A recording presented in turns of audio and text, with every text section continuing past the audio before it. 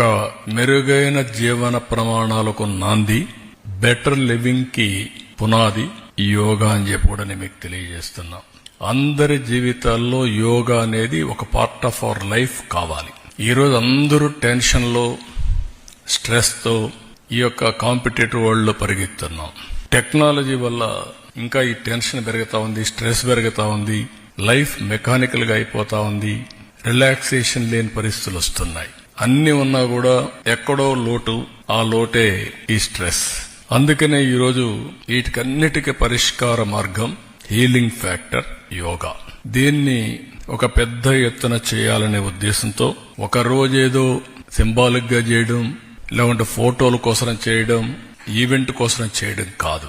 ఇది ప్రతి ఒక్కరిలో ప్రగాఢమైనటువంటి మార్పు తీసుకొచ్చే విధంగా, వాళ్ళ జీవన శైలిలో భాగంగా ఉండేట్టుగా, అంటే it is a part of their life.